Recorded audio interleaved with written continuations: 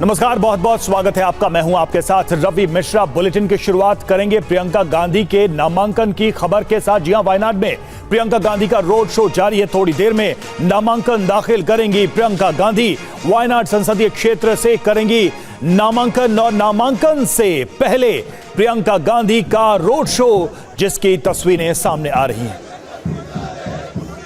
तो प्रियंका गांधी के नामांकन से पहले कांग्रेस पार्टी की तरफ से ये रोड शो, और इसमें तमाम बड़े चेहरे कांग्रेस के मौजूद हैं। और साथ ही आपको बता दें कि आज जब नामांकन होगा तो कांग्रेस की टॉप लीडरशिप भी मौजूद रहेगी। ये देखिए तस्वीरें, ये तस्वीरें हम आपको दिखा रहे हैं। देखिए राहुल गांधी आपको तस्वीरों में साफ नजर आ रहे हैं। प्रियंका गांधी के साथ ये जो रोड शो निकाला गया है, राहुल गांधी ने वायनाड सीट छोड़ी और उसकी जगह पर यहां से प्रियंका गांधी चुनावी मैदान में उतर रही हैं। उसके ठीक पहले ये रोड शो के बाद होगा नामांकन। तो ये तस्वीरें इस वक्त वायनाड से हम आपको दिखा रहे हैं। वायनाड जहां पर कांग्रेस की जीत हुई थी, एक बार फिर से यहां उपचुनाव, और उपचुनाव को लेकर कांग्रेस में जबरदस्त उत्साह, क्योंकि इस बार प्रियंका गांधी मैदान में है राहुल गांधी की जगह। राहुल गांधी चूंकि अमेठी से भी चुनाव जीते थे, तो अमेठी की सीट उन्होंने रखी और यहां से इस्तीफा दिया, और ऐसे में यहां पर प्रियंका गांधी कांग्रेस की तरफ से चुनावी मैदान में। और ठीक उसके पहले आप देखिए ये रोड शो,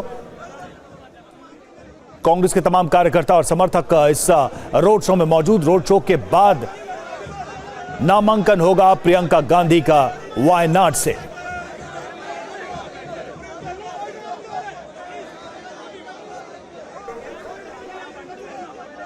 कुमार विक्रांत हमारे साथ इस वक्त हमारे संवाददाता जुड़े हुए हैं। कुमार, रोड शो की तस्वीरें आ रही हैं, नामांकन कितने बजे होगा? तैयारी पूरी हो चुकी है? जी बिल्कुल, प्रियंका गांधी ने पहले जो नामांकन के कागज थे उन पर दस्तखत किए, ये सही नेताओं और जो वकीलों के साथ मिलकर के। उसके बाद रोड शो शुरू किया, और आप देख सकते हैं कि रोड शो में उनके भाई राहुल गांधी, जिन्होंने वायनाड सीट से इस्तीफा दिया, उनके पति रॉबर्ट वाड्रा, उनके बेटे रेहान वाड्रा, वो भी मौजूद हैं। और रोड शो की तरफ आगे बढ़ने के बाद बीच में एक स्पॉट पर प्रियंका गांधी, राहुल गांधी जो पब्लिक है उसको भी संबोधित करेंगे। उसके बाद जो कलपेट्टा में कलेक्ट्रेट है वहां पर प्रियंका गांधी नॉमिनेशन फाइल करेंगी। माना जा रहा है कि 1 से 1.5 बजे के आसपास प्रियंका गांधी वहां पहुंचेंगी।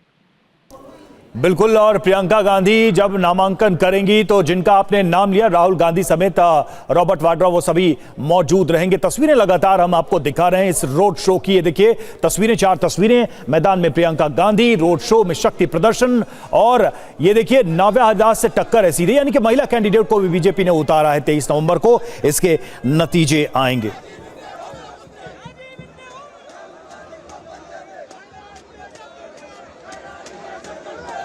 और हमारे साथ दो वरिष्ठ पत्रकार इस वक्त जुड़े हुए हैं। रामकृपाल सर हमारे साथ जुड़े हुए हैं और जयशंकर जी हमारे साथ जुड़े हुए हैं। सबसे पहले जयशंकर जी, आपसे ही सवाल मैं करना चाहूंगा कि ये प्रियंका गांधी को फील्ड करना, ये सिर्फ इस सीट को सुरक्षित करने की बात है, या फिर इसके संदेश, इसके मायने कहीं ज्यादा बड़े हैं? क्योंकि प्रियंका गांधी उत्तर भारत में काफी सक्रिय रही, खासकर उत्तर प्रदेश, हिमाचल के राज्यों में, लेकिन अचानक से दक्षिण का रुख किया और पहली जो पॉलिटिकल पारी है, यानी चुनावी पारी, पॉलिटिकल नहीं चुनावी पारी, वो दक्षिण से शुरू कर रही है प्रियंका।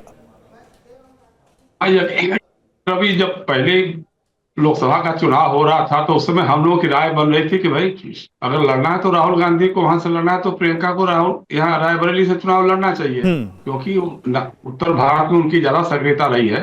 हालांकि केरल में भी काफी वो जाती रही, दक्षिण भारत में भी वो जाती रही है, उनका अपना ये रहा है।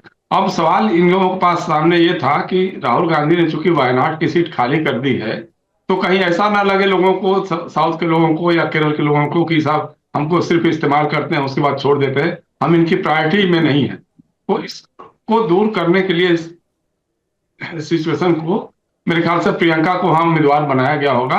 और प्रियंका काफी तेज तर्रार युवा है, महिला है, और संसदीय राजनीति में उनका पहला प्रवेश होगा। मेरे ख्याल से अगर चुनाव जीतती है वो, जो केरल में वायनाड सीट एक तरह से कांग्रेस का फिफ्टम कहा जाता है, या वो बड़े जनाधार वाला क्षेत्र कहा जाता है, इसलिए नहीं कि सिर्फ वहाँ 40% मुसलमान है, 40% हिंदू भी है वहाँ, और 20% क्रिश्चियंस भी हैं, तो उससे कोई बहुत ज्यादा मतलब नहीं रहता है, क्योंकि सिर्फ किसी एक समुदाय का या संप्रदाय का वोट लेकर के कोई चुनाव नहीं जीत सकता है।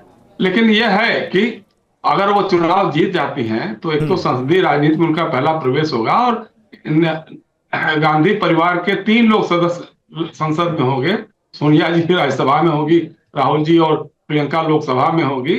तो भारतीय जनता पार्टी के लोगों को परिवारवाद का मामला चस्पा करने में थोड़ी और सुविधा मिलेगी। हालांकि प्रियंका राजनीति पे पहले से हैं, लगातार हैं और चुनाव लड़ाती रही हैं, इस बार खुद लड़ने जा रही हैं। जी बिल्कुल, लेकिन परिवारवाद के आरोप तो नए नहीं हैं और ये आरोप तो बीजेपी लंबे समय से लगाती रही है। रामकृपाल सर, ये जो चीजें हैं, यानी कि प्रियंका गांधी का दक्षिण भारत में उतरना, चलिए एक सुरक्षित सीट भी है, अपने इलेक्टोरल जो इनिंग है यानी कि चुनावी पारी है उसकी वो शुरुआत कर रही हैं, लेकिन क्या ये माना जाए कि एक तरीके से कांग्रेस ने एक बहुत ही सधा नपा तुला दांव खेला है कि उत्तर और दक्षिण भारत दोनों को साधने की बराबर की तैयारी, एक तरफ राहुल दूसरी तरफ प्रियंका? देखिए, प्रियंका को राजनीति में ले आने का निर्णय मैं समझता हूं सही है। एक्टिव पॉलिटिक्स में, वैसे पॉलिटिक्स में रही हैं, लेकिन एक सही निर्णय बहुत देर बाद से हो रहा है। जब कांग्रेस ने एक प्रयास कर लिया राहुल गांधी जी के नेतृत्व में, और मैं कहूंगा कि कोई खास सफलता मिली नहीं, और बहुत पहले से याद कीजिए जब नई पीढ़ी को राजनीति में आने की बात थी तो ज्यादातर लोग प्रियंका जी को ये मानते थे कि प्रियंका जी एक तो वो सोबर हैं, उनको गुस्सा नहीं आता है, आप कोई कड़वी बात भी कह दीजिए, अगर वो प्रतिवाद भी करती हैं तो मुस्कुरा के करेंगी, जो राजनीति के लिए बहुत जरूरी चीज होती है। वही राहुल गांधी का स्वभाव बिल्कुल डिफरेंट है कि वो अगर सामान्य बात भी करेंगे तो लगता है जैसे गुस्से में बोल रहे हैं। तो ये जो था, अब वो पारिवारिक है। क्यों प्रियंका को इतने दिनों तक रोका गया, क्यों नहीं हुआ? प्रियंका के लिए तो चांस अमेठी और रायबरेली दोनों थे एक समय में, और निश्चित तौर पर अगर वहां से खड़ी होती जीत जाती।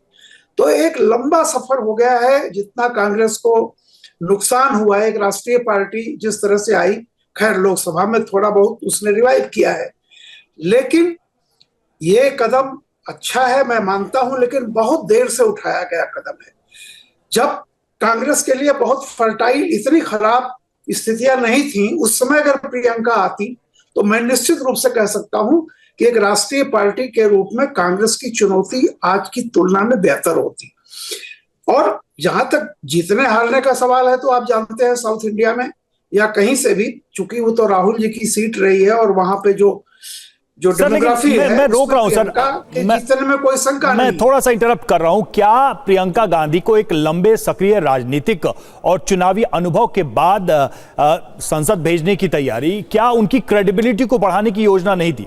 मसलन कि यूपी के चुनाव हो, हिमाचल के चुनाव, काफी सक्रिय रही, सफलता भी मिली, कांग्रेस पार्टी कई जगहों पर कई बार बेहतर भी करके आई है, इस बार अमेठी रायबरेली दोनों सीटें कांग्रेस ने जीती है। तो क्या प्रियंका की क्रेडिबिलिटी ज्यादा स्टैब्लिश करके कांग्रेस ने यह दांव खेला है? इसे कैसे देखेंगे आप?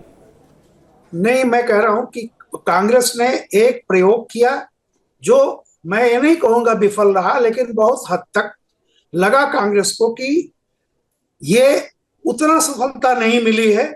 और मैं खुद इस बात को कहता हूं कि देखिए, कांग्रेस उत्तर प्रदेश से 1990 के बाद से कांग्रेस उत्तर प्रदेश से एकदम खारिज है। अब आप सोचिए कि 34 साल लग गए, और जब 1990 के बाद ही ये बातें उठने लगी थी, प्रियंका को वहां के नजदीक, बल्कि अमेठी में लोग कहते थे बहन प्रियंका, अमेठी का डंका बहन प्रियंका, इस तरह के नारे लगते थे। तो लेकिन वो एक बहुत लंबा दौर हो गया। फिर प्रियंका जी को जिस तरह से उत्तर प्रदेश की बागडोर सौंपी गई, पहले से पता था कि अब वहां बहुत कुछ कांग्रेस के लिए बचा नहीं है। तो ऐसे में जहां आपको स्थिति है कि शायद ही सफलता मिले, वहां प्रियंका को लगाया गया, असफलता होनी ही थी। तो मैं ये कहता हूं कि चूंकि परिवार में था कि राहुल जी या प्रियंका जी, उसमें राहुल जी को प्राथमिकता दी गई। अब जैसे भी है, देर से सही, लेकिन मैं कहता हूं कि प्रियंका को राजनीति में लाना चाहिए था पहले ही। चुनावी राजनीति, उत्तर भारत जहां से जड़े रही कांग्रेस की, वहां डिमांड बहुत पहले से रही। बिल्कुल, वो राजनीति में तो जो हुआ मेरे हिसाब से गलत हुआ, लेकिन देर आए दुरुस्त। ठीक है, राजनीति में तो वो थी, चुनाव लड़वा रही थी, स्ट्रैटेजी बना रही थी, रैलियां कर रही थी, लेकिन वो खुद चुनाव लड़ने की जो एक कहते हैं कि उम्मीद थी कांग्रेस को कि कब होगा, कांग्रेस के कार्यकर्ताओं को, तो वो अब हो रहा है। आप बने रहिए, हमारे साथ लौट रहे हैं आपके पास। और देखिए प्रियंका के नामांकन को लेकर कांग्रेस प्रवक्ता पवन खेड़ा का क्या कहना है, आइए सुनाते हैं आपको। भारत जोड़ो यात्रा में एक और यात्री जुड़ गया। ये वही जिद है, गोलियां खाई लेकिन भारत को एक रखना है, भारत के संविधान को जिंदा रखना है, भारत की आत्मा को नहीं मरने देना, भारत के संविधान को मजबूती से लागू करना है, ये वही जिद है। और हम खुशकिस्मत हैं कि हमारे पार्टी में एक ऐसा नेतृत्व है जो जिद रखता है। ये जिद हमें जिंदा रखती है। ये जिद इस देश की तकदीर बनाती है, नहीं तो पड़ोस के मुल्कों की हालत देखिए। ये जिद है जो संविधान के जरिए दलित, शोषित, वंचित, पीड़ित, आदिवासी, अल्पसंख्यक, महिलाएं, इन सब के हकों के लिए लड़ती है, उनको न्याय, इंसाफ दिलाने के लिए लड़ती है। इस पार्टी में भी वो जिद आपको इसीलिए दिखती है क्योंकि हमारे नेताओं में वो जिद है। आधी आबादी पूरा हक होगा कुछ लोगों के लिए नारा, प्रियंका गांधी के लिए जिद है। हम खुशकिस्मत हैं कि एक और जिद्दी नेता हमें नेतृत्व देगा और हम सबके अंदर जिद भरेगा, वो ऐसी जिद जो इस देश की तकदीर बदलेगी। जय हिंद, जय कांग्रेस। और देखिए इधर बीजेपी उम्मीदवार नव्या हरिदास का प्रियंका गांधी पर हमला। प्रियंका का जोश एक दिन का है। नव्या हरिदास ने कहा नामांकन के बाद वो लौट जाएंगी। नव्या हरिदास का बयान, मैं वायनाड की जनता के साथ 5 साल तक रहूंगी। Today she is filing her nomination and we could see that it's just a josh for a day, and soon after giving the nomination she'll be returning and I think it's just a 7-day schedule for the program, but the promise I could give us, I will be with the people of Wayanad for the upcoming 5 years. तो बयान आप सुन रहे थे BJP की जो उम्मीदवार हैं वायनाड से, और वायनाड से प्रियंका गांधी के चुनाव लड़ने पर कांग्रेस और बीजेपी आमने सामने है। बीजेपी इसे परिवारवाद वाले एंगल से जोड़कर देख रही है। कुमार विक्रांत हमारे साथ इस वक्त जुड़े हुए। कुमार, अब बीजेपी की तरफ से प्रतिक्रियाएं आ रही हैं, परिवारवाद का मुद्दा उठाया जा रहा है। वायनाड में वाकई में कोई मुद्दा है इस बार जो ये चुनाव होंगे, या फिर ये सीधी सी बात है कि राहुल नहीं है, प्रियंका गांधी चुनावी मैदान में और उनका जीतना तय है? देखिए, राहुल गांधी और कांग्रेस ने इमोशनल कार्ड खेलने की कोशिश की है। प्रियंका गांधी ने 1999 में आप कहें तो खुल करके पहली बार अमेठी रायबरेली की कमान संभाली थी, जब सोनिया गांधी अमेठी से और उनके पिता राजीव गांधी के करीबी सतीश शर्मा रायबरेली से चुनाव लड़े थे। और मैं आपको याद दिलाऊं, प्रियंका गांधी का वो डायलॉग जिसमें कि अरुण नेहरू राजीव गांधी के जो करीबी थे, वो सतीश शर्मा के खिलाफ रायबरेली से चुनाव लड़ रहे थे, तब प्रियंका गांधी ने कहा था, क्या आप उस व्यक्ति को वोट देंगे जिसने मेरे पिता की पीठ पर छुरा घोंपा था। कहा जाता है वो एक चुनाव पलटने वाला डायलॉग साबित हुआ और वहीं से प्रियंका गांधी का करिश्मा आगे बढ़ा। और एक दूसरा डायलॉग जो बहुत फेमस है प्रियंका गांधी का, वो ये है कि जब मोदी ने एक वक्त में कहा कि कांग्रेस तो बूढ़ी हो चुकी है, तो उस वक्त प्रियंका गांधी ने कैमरे पर पलट कर बोला कि क्या मैं आपको बूढ़ी नजर आती हूं। तो प्रियंका गांधी अपनी हाजिर जवाबी के लिए जानी जाती हैं, लेकिन लोकसभा चुनाव लड़ने के लिए उनको तकरीबन 25 साल लग गए और पहली वो कांग्रेस की आप कह सकते हैं गांधी परिवार की सदस्य हैं जो दक्षिण भारत से डेब्यू कर रही हैं और दक्षिण भारत से ही सांसद रहेंगी। इससे पहले सोनिया गांधी ने बेल्लारी और अमेठी से जरूर चुनाव लड़ा था, 99 में डेब्यू किया था जब, लेकिन बेल्लारी छोड़ दी थी। प्रियंका एक ही सीट से लड़ रही हैं, जीतेंगी तो यहीं से डेब्यू करेंगी। हालांकि अगर आप याद करें तो इंदिरा गांधी भी मेढक और चिकमंगलुरु से चुनाव लड़ चुकी हैं। तो राहुल गांधी उत्तर भारत में, प्रियंका गांधी दक्षिण भारत में, कांग्रेस ने एक राष्ट्रीय राजनीति को साधने की कोशिश की है इन दोनों के जरिए। बिल्कुल। जयशंकर सर, सवाल यह है कि क्या कांग्रेस के लिए ये जो सीट है, ये सिर्फ, और ये जो चुनाव होंगे प्रियंका को मैदान में उतारना, ये सिर्फ विरासत को बचाए रखने की ही बात है? क्योंकि जिस तरह से ये बात हो रही है कि वायनाड के मुद्दों को क्या इस चुनाव में लाया जाएगा सरफेस पे, लोकसभा चूंकि बीत चुका है, अब देश में उस तरह की गर्मा गर्मी नहीं है मुद्दों को लेकर, तो वायनाड के विषय पीछे हैं और कांग्रेस की, राहुल गांधी की, गांधी परिवार की विरासत आगे है। नहीं, विरासत की बात नहीं है रवि। देखिए, राहुल गांधी भी जब तक वायनाड का प्रतिनिधित्व करते रहे तो लगातार वहां से उनका एक जुड़ाव बना रहा। वहां के इशूज से, वहां के मुद्दों के साथ जब भी कभी होता था, संसद से लेकर के सड़क तक जब भी बात होती थी, तो वायनाड के लिए चिंतित रहते थे, वहां के लिए काम भी करते थे। वो ऐसा नहीं है, तो प्रियंका भी करेंगे वहां पे। और जैसा अभी विक्रांत बता रहे थे, बहुत हाजिर जवाब है। लोकल कनेक्ट उनका बहुत जबरदस्त है, पीपुल कनेक्ट बहुत जबरदस्त उनका है, वो रहेंगे। और उनमें लोग मतलब साउथ में तो चूंकि इंदिरा गांधी बहुत लोकप्रिय रही है एक जमाने से, और उत्तर भारत में भी, और कांग्रेस के लोग और बाकी उनका जो समर्थन का जनाधार रहा है, वो लोग प्रियंका गांधी में इंदिरा गांधी का अक्स देखते हैं। उनको लगता है कि हमारी इंदिरा अम्मा फिर से लगता है कि हमारे बीच में आ रही है। तो कहीं ना कहीं इसको देखते हुए दक्षिण भारत से लेकर के उत्तर भारत में उनकी स्वीकार्यता बनेगी, और पहले से रही है, ऐसा नहीं है। ठीक है, चुनाव लड़ाती रही है, लेकिन पहली बार चुनाव लड़ रही है। और संसद में भी उनका देखिए, क्योंकि तकरीर जब करती है तो काफी आक्रामक भी रहती है, उनका लहजा बहुत आक्रामक भी रहता है। और संसद के भीतर, लोकसभा के भीतर कितना वो करेंगी, ये देखने वाली बात है। चुनाव जीतने में उनके कोई संदेह नहीं हो। बिल्कुल, ये सारे सवाल चुनाव जीतने के बाद जरूर हैं, लेकिन फिलहाल बड़ी बात यही है कि प्रियंका गांधी दक्षिण भारत से अपना इलेक्टोरल चुनावी राजनीति का डेब्यू करने जा रही हैं। और रामकृपाल सर, लौटूंगा आपके पास, क्योंकि बीजेपी को लेकर जरूर प्रश्न होंगे केरल के अंदर। और देखिए, इस बीच प्रियंका के नामांकन से पहले कांग्रेस ने एक वीडियो जारी किया है, दिखाते हैं आपको।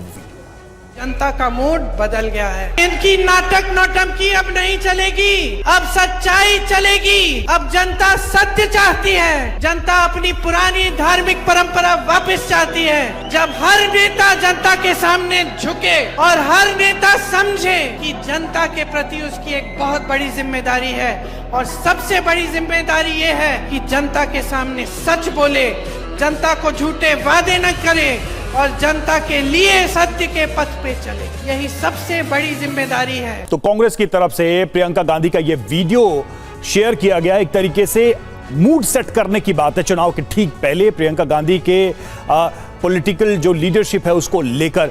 रामकृपाल सर, अब सवाल है बीजेपी का। केरल के अंदर बीजेपी लंबे समय से अपने पांव पसारने के लिए संघर्ष कर रही है, अपनी उपस्थिति दर्ज कराने के लिए वहां पर लड़ रही है, और ऐसे में प्रियंका गांधी का केरल से ही डेब्यू करना बीजेपी के लिए किस तरह की खबर है? क्योंकि अगर प्रियंका गांधी केरल में मौजूद है, वायनाड में मौजूद हैं, तो उस चेहरे का, उस कद का प्रभाव तो कांग्रेस के अपने संगठन पर राज्य के अंदर पड़ेगा। बीजेपी के लिए इसमें क्या मैसेज है? बीजेपी के लिए क्या स्पेस दिखाई देता है आपको कि प्रियंका का होना फायदे का सौदा है, या फिर बीजेपी के लिए मुश्किलें बढ़ने वाली है?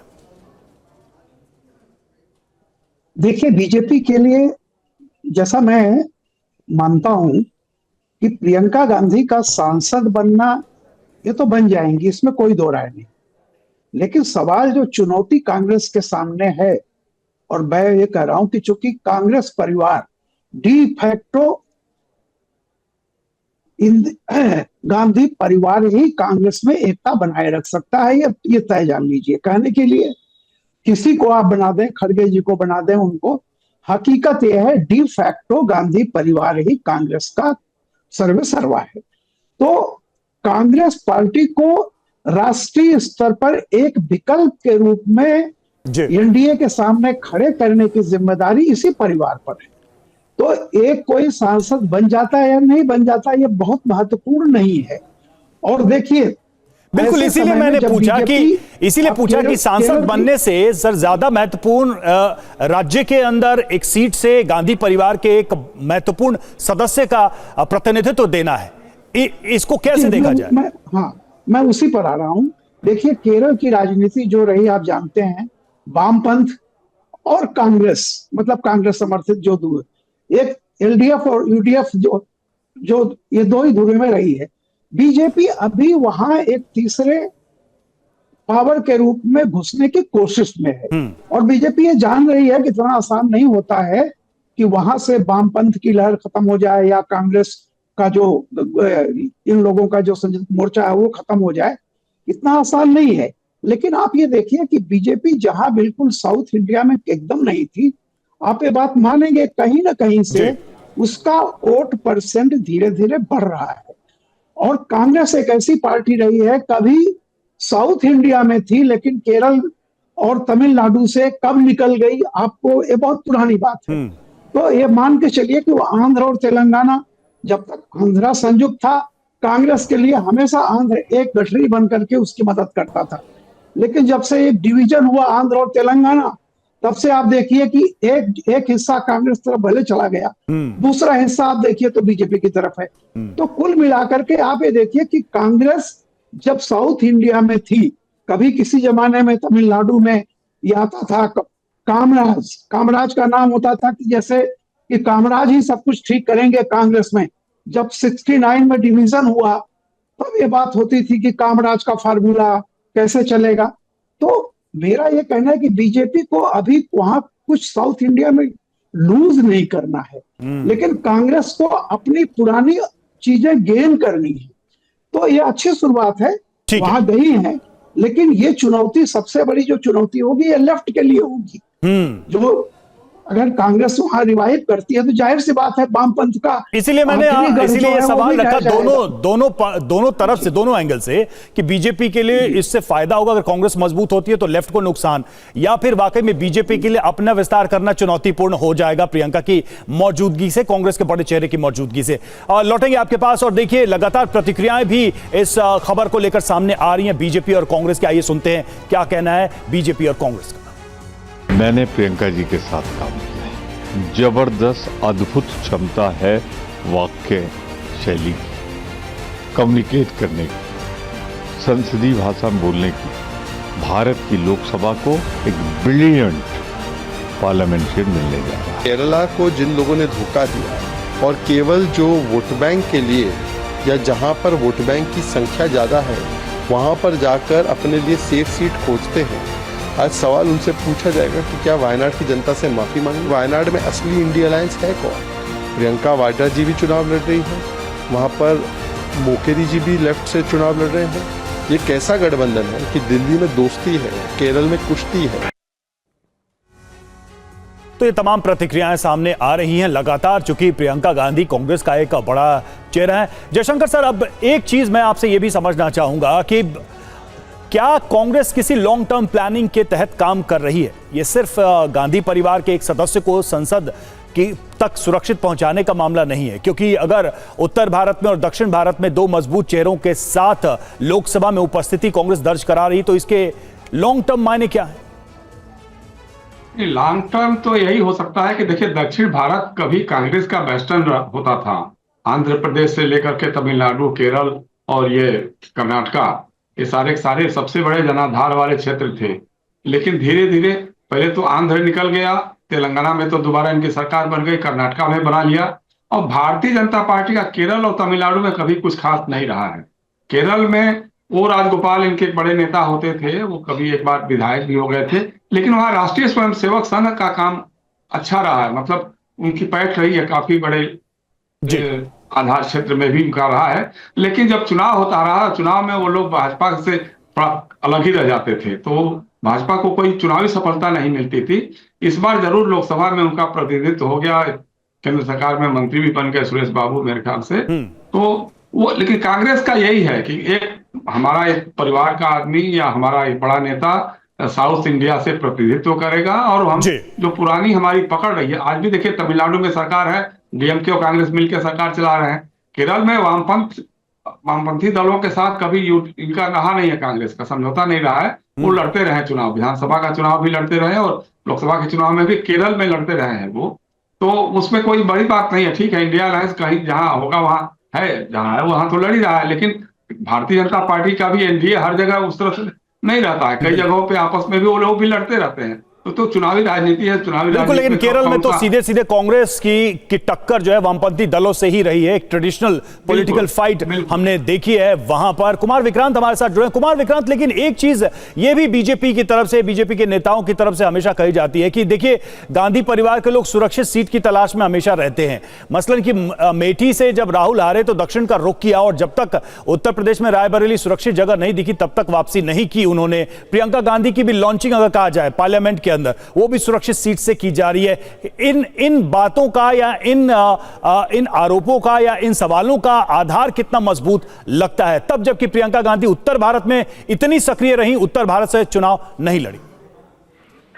देखिए, राजनीतिक विरोध के चलते बीजेपी अपने पक्ष रखेगी, कांग्रेस पार्टी बीजेपी के खिलाफ अपना पक्ष रखेगी। वो तमाम लिस्ट गिना रही है कि झारखंड में और महाराष्ट्र में उसने कितने नेताओं के बच्चों को टिकट दे दिया। तो ये तो सियासी परिवारवाद को लेकर सबके अपने अपने सियासी मायने हैं और एक दूसरे पर तोहमत लगाने की बात है।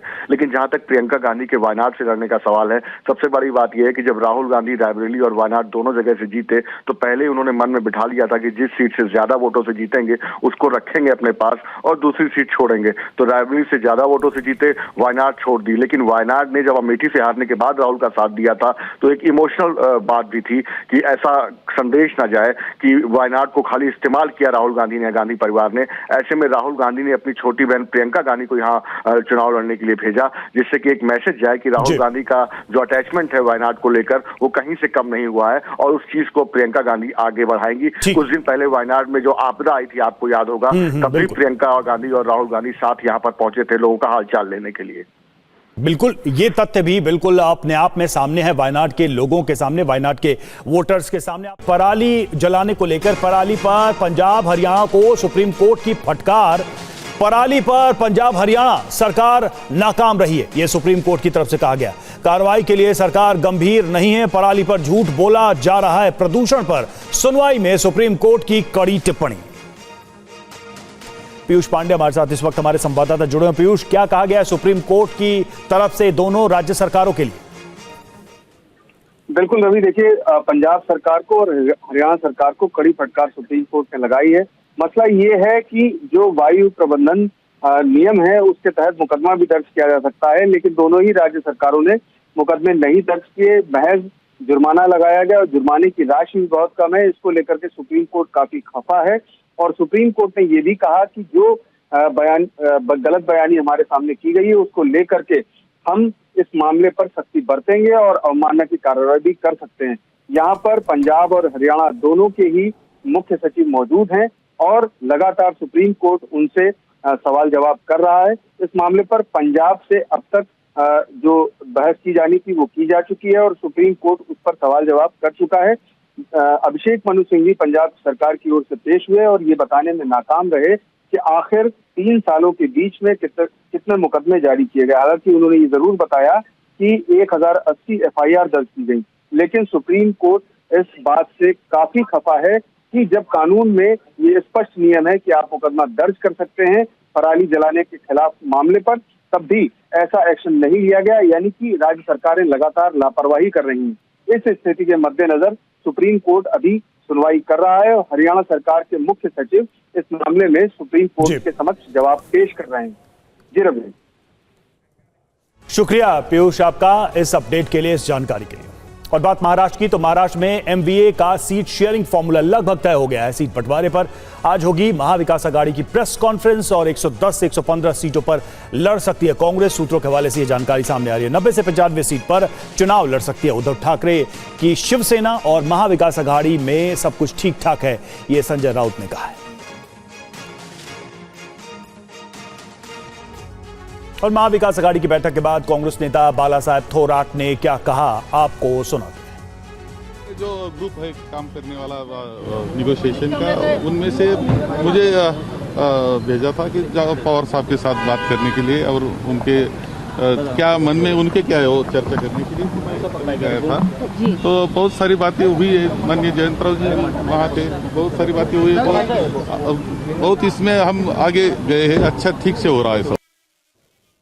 और महाविकास आघाड़ी में सीट बंटवारा, जी हां, फाइनल हो गया है फॉर्मूला, लेकिन कई सारी बातें, आशंकाएं अभी भी व्यक्त की जा रही है। देखिए, अगर इस गणित को समझे तो कुल सीटें 288 हैं। कांग्रेस 110 से 115 सीटों पर लड़ सकती है, उद्धव गुट को 90 से 95 और एनसीपी शरद पवार गुट को 75 से 80 सीटें चुनाव लड़ने के लिए मिल सकती हैं इस सेटलमेंट के तहत। तो यह है फॉर्मूला महाविकास आघाड़ी के सीट बंटवारे का।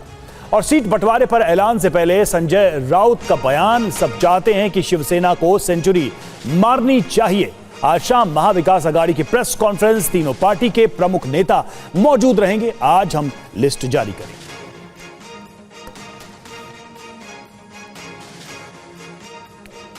और जिस तरीके से एक सेटलमेंट तक पहुंचा महाविकास आघाड़ी में तमाम नेता पहुंचे हैं, ये अपने आप में एक दिलचस्प इक्वेशन दिखाता है।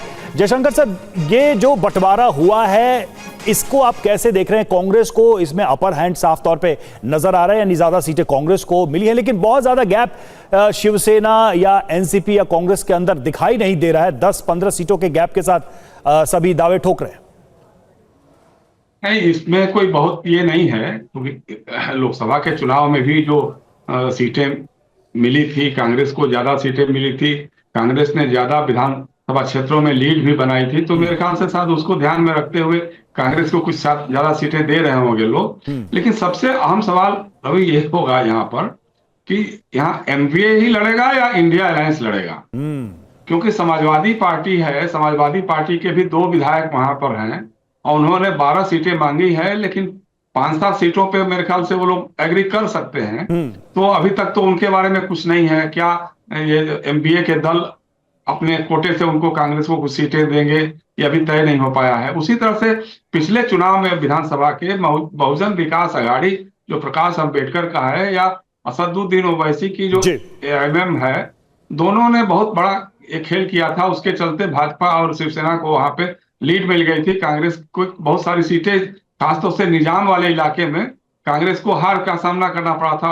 मराठवाड़ा जो औरंगाबाद के आसपास जो तेलंगाना से लगे हुए इलाके हैं, तो अब सवाल है कि इन लोगों को ये लोग एकोमोडेट करेंगे कि नहीं करेंगे। उसके अलावा फिर कई किसान संगठन है, शेतकारी कामगार पक्ष है, ये सारे लोग भी रहते हैं, मतलब एक तरह से भाजपा या एनडीए के विरुद्ध में ही रहते हैं। लेकिन उनको ये इंडिया अलायंस का हिस्सा बनाया जाएगा कि नहीं बनाया जाएगा, बिल्कुल, यानी इंडिया अलायंस के चुनाव में उतरने को लेकर ये सारे सवाल जरूर हैं। पार्टियों का अपना अपना रुख तो है ही। लेकिन रामकृपाल सर, अब बात ये आती है कि उद्धव ठाकरे के लिए ये एक तरीके से देखिए कि जब पार्टी टूटी और 2 धड़े हुए सीधे तौर पर, उसके बाद से ये दूसरा बड़ा चुनाव है, तो यूबीटी के लिए ये जो चुनाव हैं ये कितने अहम हैं? इसमें जीत हासिल करना, अपने आप को स्थापित करना, अपने आप को असली वारिस दिखाना, और दूसरा ये कि 100 सीटों की डिमांड उद्धव ठाकरे के गुट की तरफ से की जा रही है।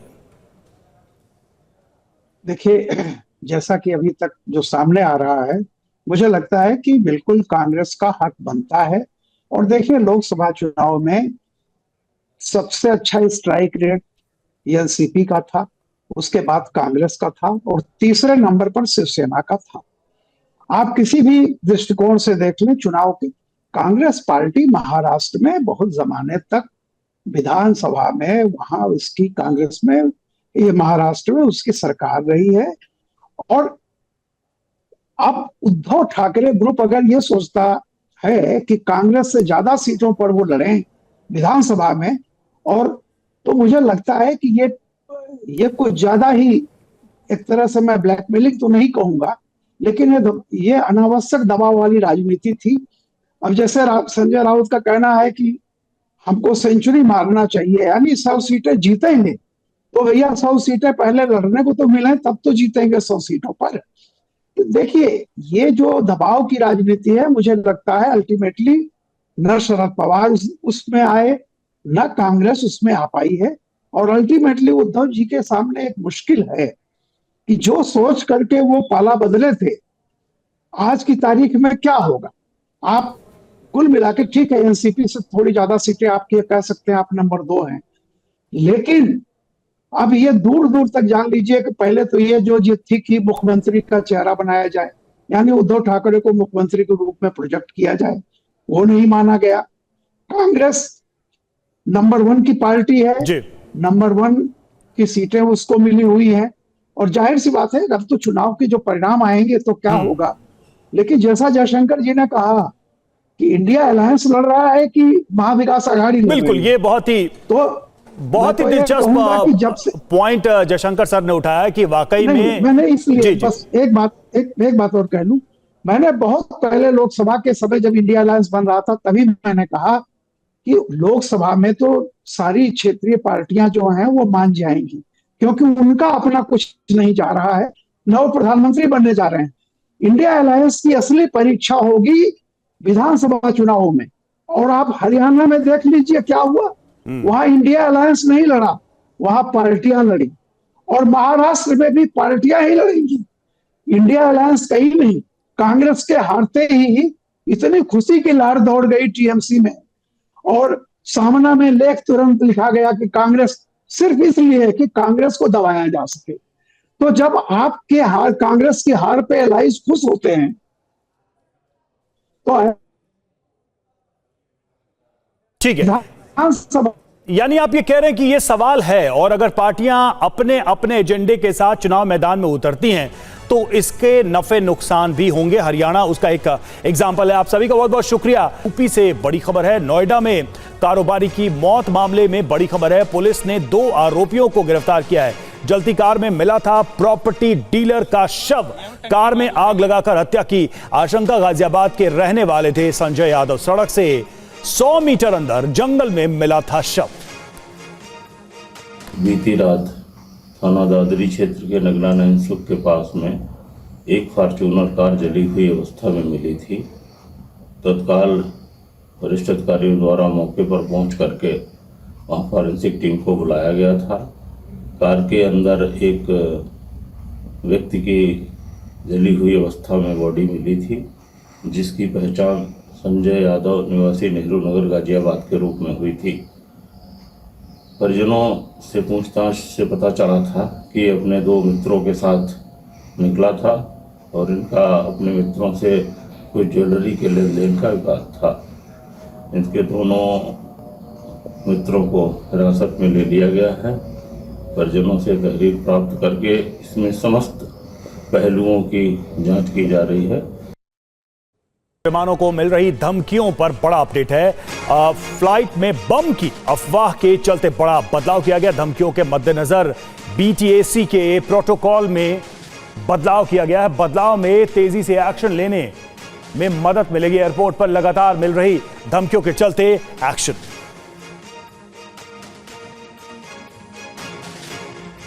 जहां तो फिर मिली विमानों को उड़ाने की धमकी, और इसको लेकर चिंताएं बढ़ी हैं पिछले कुछ दिनों में।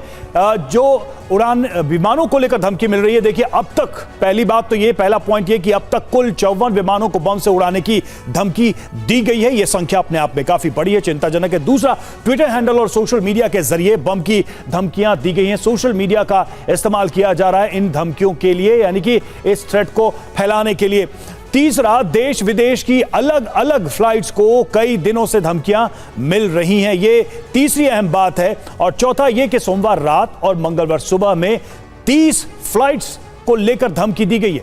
30 फ्लाइट्स को लेकर इस तरह की धमकियां मिली हैं, लगातार धमकियां इस तरह की मिल रही हैं। पांचवा, मंगलवार की दोपहर 3:15 बजे 13 विमानों को धमकियां मिली। तो इस तरह से कई सारे फ्लाइट्स को लेकर ये धमकियां दी जा रही हैं, और इसको लेकर अब सरकार काफी सक्रिय हुई है। धमकी मिलने के बाद प्रोटोकॉल, जी हां, क्या प्रोटोकॉल है? विमान सुरक्षित स्थान पर डाइवर्ट किया जाता है। पहली बात तो ये, धमकी मिलने के बाद पूरी फ्लाइट की चेकिंग की जाती है, क्योंकि बॉम्ब की धमकी मिलती है, ब्लास्ट की धमकी मिलती है, तो पूरे फ्लाइट की, पूरे प्लेन की चेकिंग की जाती है। संदिग्ध की तलाश के लिए यात्रियों की भी चेकिंग की जाती है, और पैसेंजर्स को काफी परेशानी का सामना करना पड़ता है।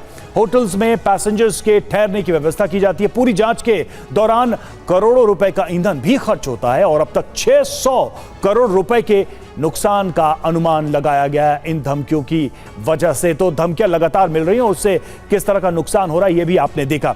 अब तक जांच में क्या क्या आया है ये भी जरा देखिए। तो विमानों में बम की धमकी देने वालों की तलाश की जा रही है, और अब तक सिर्फ मुंबई से एक शख्स की गिरफ्तारी की गई है, और विमानों को धमकी देने के मकसद की भी जांच की जा रही है। जिन हैंडल्स का इस्तेमाल उन तक पहुंचने की कोशिश में किया जा रहा है, यानी कि जिन हैंडल से इसका इस्तेमाल किया गया है, उन हैंडल्स को ट्रैक किया जा रहा है कि आखिर कौन लोग हैं जो इन हैंडल्स का इस्तेमाल करके इस तरह की धमकियां दे रहे हैं। वाकई में ये बहुत चिंता की बात है। पराली पर पंजाब हरियाणा को सुप्रीम कोर्ट की फटकार। पराली पर पंजाब हरियाणा सरकार नाकाम, ये कहा सुप्रीम कोर्ट ने। कार्रवाई के लिए सरकार गंभीर नहीं, पराली पर झूठ बोला जा रहा है। प्रदूषण पर सुनवाई में सुप्रीम कोर्ट की कड़ी फटकार।